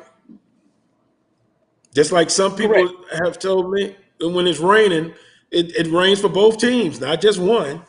But I think Alcorn is a pretty good team, and in spite of that, they had Stephen F. Austin, and they just couldn't hold on, couldn't close. Is the best way to term it in that ball game. But do you believe this week and then next week they could lose? They'll be 0-3. But does that mean that they're not a? Does that mean that they're a bad team? I still think they're going to be. They're a good team, although the record may not reflect that. Yeah. Alcorn, look, Alcorn, A&M, and Grambling realistically could go into conference play over. We just leave it right there. But that does not mean that those are bad teams. They have played. Look at Alabama A&M schedule. I mean, 2 FBSs 2 weeks in a row. Who's that crazy to schedule that? Who was that crazy at Alabama A&M to schedule? Put that kind of schedule on there. So that's one. You've got Grambling going out here with a very good opponent this week, and then next week, Austin P. Hey, Grambling, realistic 0-3. BJ just said it. Grambling could be looking at an 0-5 start. But haven't we seen that with Grambling before? When they lose their first 4 or 5 games of the season, but when come November, you see them in the SWAC race, one game from winning it or coming down to the Bayou Classic with the opportunity to win the SWAC West. So let's not overreact. Let's not panic. Is it pretty much we can take a look maybe in week 4, maybe the first week of October, and then maybe we'll see what's trending, who's playing well, because some of the teams that are playing well now may not be playing well, and vice versa. When do you think is a good gauge to kind of take a first look at, okay, what's going on in the conference, who's doing what, and where these teams could be? What's a good time frame? Week 4, right after the week 4 game, which is one of the reasons why at the Black College Sports Network, we don't come out with our rankings until after week 4. To quote Mike Washington from Inside the HBCU Sports Lab, now we have data points. We've got non-conference data points. And for some teams, you've already got one conference game. You may even have 2 conference games in by that point in week 4. So now we can get a little bit of a realistic trend. How many of these teams? Let's take Lane, UAPB. Those teams combined for over 1,000 yards of offense last week. I need to see if that trend is going to continue. Probably not. But I need to see if that trend is going to continue. Grambling had more penalty yards than offensive yards. Let's get back to reality. That's going to balance itself out. That's why you need 3-4 weeks of data to see how good these teams are, how bad these teams are, and whose coach we need to put on the hot seat at that point in time. That's interesting. I can go with that. I can agree with that. That's fair. That's fair. After about first week of October, game of Last the week of week. September, first week of October, right in there. Gotcha. Game of the week. I asked BJ this. Let's see. You have the same opinion? Jackson State, Tennessee State in the conference. That game, I checked. I like to check the lines. That game was so interesting. It did not even have a line this morning when I left the house. Could not put anything down on that game. Now, if you want to step out of the SWAC for some possible games of the week, I'm going to give you one in the SIAC, which is Lane and Benedict. Benedict defeating Elizabeth City State 50, I believe it was 58-10, And we saw what Lane did last week against UAPB with the 500 yards of offense. And Lane is a type of team that can beat you any type of way. They can beat you on the ground, or if you want to put 8 men in the box, they'll throw it over top on you all day and beat you. So Lane is a real good team, as UAPB found out last week. One other game that you want to put on your to-watch list, Virginia Union travels down to Valdosta State. Valdosta State ranked number 2 in Division II football. Virginia State out of the CIAA. This will show whether Virginia State is for real in the CIAA and whether they could possibly unseat Bowie State in that CIAA North. Excellent choices. And Coach Chennis Berry, formerly offensive coordinator at Southern University, now at Benedict. I kind of like, my heart pulls for him, but I also know that Lane, explosive quarterback, and putting up 42 points against Arkansas Pine Bluff. Is Lane that good, according to BJ and according to you? Yes. I had them to win the West. And Arkansas Pine Bluff, maybe we're seeing defensively they're not that good, but those two games, boy, that Lane and Benedict. Who do you got? Who do you got? Who are you picking? Benedict traveling across Jackson. Lane is at home in Jackson. I've got to favor the home team in this particular game. Plus the 3 points. Always at home, what they say, 3 to 7 points. I think it's a close one. I think Lane gets it. I really do. Got one other game I wanted to throw on your radar. This is the you can go ahead and make your plans afterwards game. Kentucky State plays Fort Valley today. That game was originally scheduled in Chattanooga, Tennessee, but that game's going to be held on campus in Fort Valley, Georgia. Reason I say you go ahead and make your plans, these two teams love to run the ball. Both these teams ran for over 300 yards last week. So this game should be over with in just over 2 hours. Fast. So go ahead and make your plans for whatever you need to do afterwards. The only thing that's going to slow you down is if that game goes in overtime. Yeah, I saw a little bit of Fort Valley in the Red Tails Classic. Wheeler Brown, interim AD at Fort Valley. I'm going to go with Fort Valley on that one. You're the SIAC guru. I'm on the outside looking in, but I'm going to go with Fort Valley State from a personal standpoint. I could be wrong, but Kentucky State, third head coach within 6 months. The previous coach left. The athletic director took over as the interim. Then he promoted the offensive coordinator to the head coach just before the start of the season. I think Kentucky State, even though they're good at running the ball, they still got a little bit of identity crisis, whether they want to continue with their trend of running the ball or whether they want to open it up a little bit. Going to be very interesting. AD, we're going to have to bring you back. The SIAC, I saw where you're doing some things as far as writing and all your work with the Black College Sports Network, and then the sports wrap with you and Brian Fulford. How is Brian Fulford right now? Is he in a good mood, and as well as you with FAMU? And then we'll close on that note. Brian said this on our sports wrap last week, and I am going to have to hold on to this. Got to take a positive out of the first 2 weeks for Florida A&M. Here's our positive. This season, Florida A&M has scored more points against the FBS than any of the other HBCU, with the 24 that we put up against North Carolina. That's interesting. I got. That's the only thing that I can take out of these first 2 weeks. Wow. I don't think in my alma mater, you see at Southern University, if they could score 24 points, some people I talked to said 21 points, they could top FAMU. But then hopefully the next week, they don't go 24. Have a disaster. Well, I think they're I thought 21 points, but That's a historic game in itself. It's a win-win, whether you like it or not. And I know I don't like playing those type of games. If I was in charge, and I'm not, AD, you would only be able to play one of those games every 4 to 5 years. On that note, AD, we'll get you back with some SIAC coverage.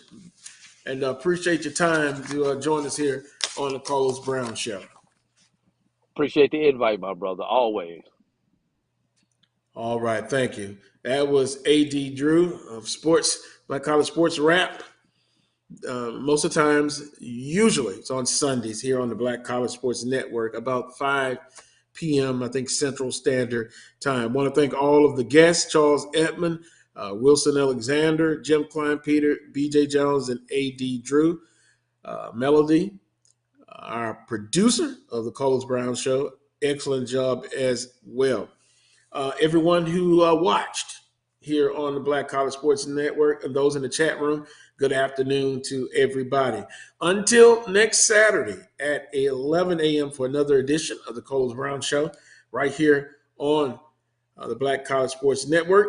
Until next time, as always, peace and God bless.